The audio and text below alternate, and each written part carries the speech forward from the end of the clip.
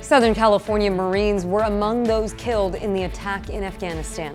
The new information we're learning about the fallen service members. The man convicted of killing Robert Kennedy has been granted parole from a San Diego prison. Why his release is not a done deal yet. And where things stand for renters in San Diego after the Supreme Court threw out the federal eviction moratorium. ABC 10 News at 6 starts now. We are starting to put names and faces to the 13 American service members killed in yesterday's bombing attack in Afghanistan. Good evening. I'm Kimberly Hunt. And I'm Lindsay Pena in for Steve Atkinson. At least 2 were from Southern California. ABC 10 News reporter Mimi Alcala is live at Camp Pendleton, where hearts are heavy tonight. Mimi. And it's a really difficult time across our country. A lot of people have been coming here to Camp Pendleton, to this growing memorial today, to leave flowers and notes here to show support for the Marines still in Afghanistan and, of course, to honor the lives lost. While the Department of Defense has not officially identified the 13 service members, relatives and loved ones have confirmed several names with ABC News. We know of a few Marines that were from or stationed in Southern California, including Kareem Nakui, who was previously stationed here at Camp Pendleton, but from Norco, just a couple of hours away. He was a Norco High graduate. Officials from the city of Norco say he's survived by his parents and siblings, and his name will be put up on a memorial wall. Wyoming's governor also confirmed Riley McCollum was killed in the attack. It appears McCollum was stationed here locally as well and had a child on the way with his wife. We also know of Hunter Lopez from Riverside. His parents worked for the Riverside County Sheriff's Department, and he hoped to become a deputy after returning from deployment. According to the department, a lot of heavy hearts across the country and the county today. Marine Corps veteran John Price stopped by the growing memorial outside of Camp Pendleton to pay his respects this afternoon. It hurts. Should have never happened. I was stationed here at this base years ago, and I have a connection with these Marines, and it's just tragic. And we are learning the identities of more service members killed in this attack. We do have that on the homepage of our website, 10news.com. There will also be a candlelight vigil in Pacific Beach tonight to honor these troops. We will have much more on that coming up on 10 News at 7. We're live from Camp Pendleton. Mimi Alcala, ABC 10 News. Those young men paid the ultimate sacrifice. Thank you, Mimi. And a Poway family is back home tonight after a harrowing escape from Afghanistan. ABC 10 News reporter Michael Chen shows how they got through 6 Taliban checkpoints.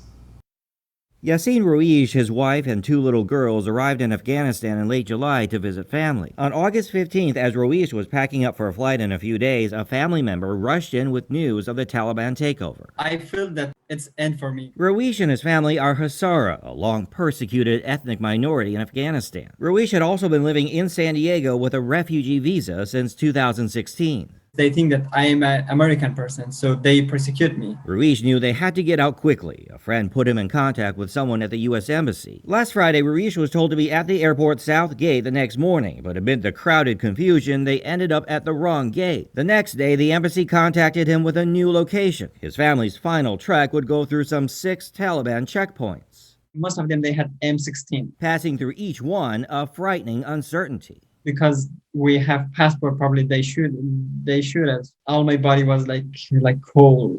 This is the end of my life. As the soldiers let his family pass, Ruiz heard this. They're not Muslim. We don't need this kind of dirty people. He says while he is Muslim, the soldiers believed his U.S. visa tainted his beliefs. After the checkpoints, his family and more than 100 other people were herded into a dirt lot patrolled by Taliban soldiers. So we thought that, okay, we're in prison. His panic ended after 9 hours when the Afghans were allowed to leave. Ruiz's family walked 2 miles to the airport. We know some Marines. I feel, oh my God, we're good now. On Monday, Ruiz's family made it back home. It's a kind of dream.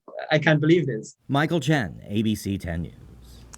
Ruiz says that he remains fearful for the rest of his family still in Kabul.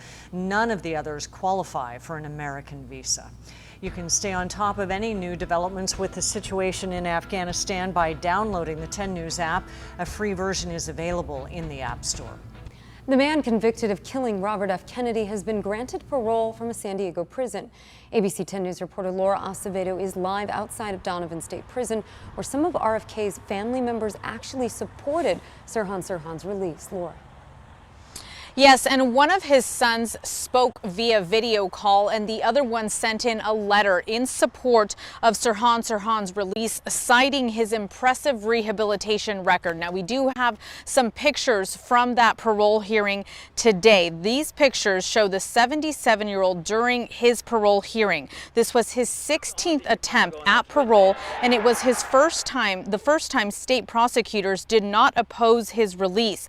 There were some letters from the public and from members of the Kennedy family who did oppose granting him parole. Now, Sirhan Sirhan was convicted of first-degree murder and assault for assassinating Senator Robert F. Kennedy in 1968. He spent the last 53 years in prison. He was most recently denied parole in 2016 when it was concluded that he did not show adequate remorse or understand the severity of his crime. This time around, Sirhan said he does feel remorse for his actions and added that in the last 2 years he took 20 self-help classes and has become, quote, a humble, balanced man. Now, this does not mean that he is automatically released. The governor will ultimately make the final decision. He will get that decision about 120 days. Once the parole board reviews the decision today, then it will be in the governor's hand to make the final decision about whether or not he is released. Reporting live in Otay Mesa, Laura Acevedo, ABC 10 News. Laura, thank you. And turning now to coronavirus, the county reported another 1,800 new cases today, but that is in large part because nearly 23,000 people got tested. Our 7-day test positivity rate actually dropped to 7.7%. Another 8 people lost their lives to COVID.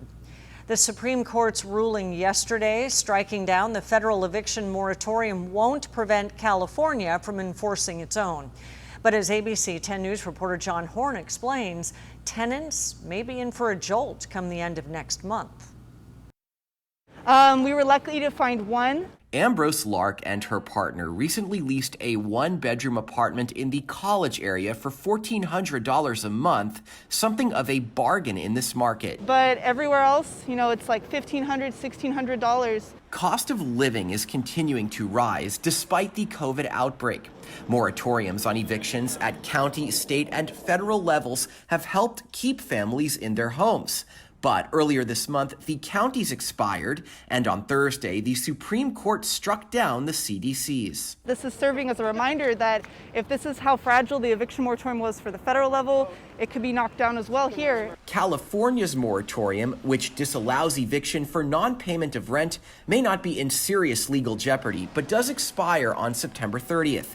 That will begin a new period of fewer protections in the state that lasts through March 31st.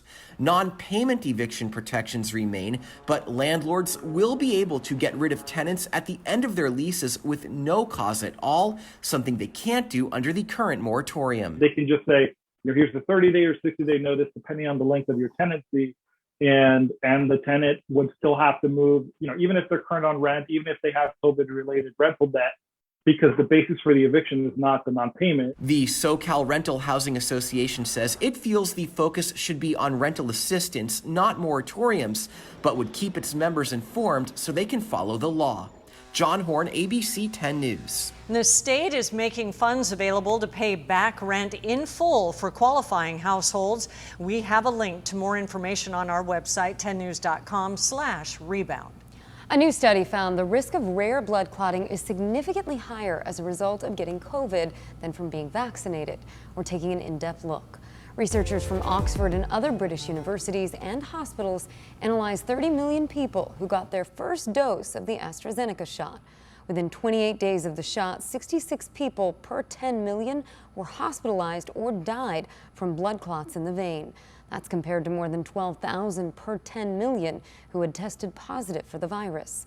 UCSF infectious disease expert Dr. Peter Chin Hong says the findings are dually beneficial. If you want to prevent getting COVID and getting clots, it seems more efficient and beneficial to get the vaccine. The study found the AstraZeneca jab was associated with low levels of blood clotting platelets, with 107 cases per 10 million people. But the number jumped for those infected with the virus to 934. And earlier this year, the federal government paused the Johnson & Johnson vaccine after a few rare blood clot cases were discovered.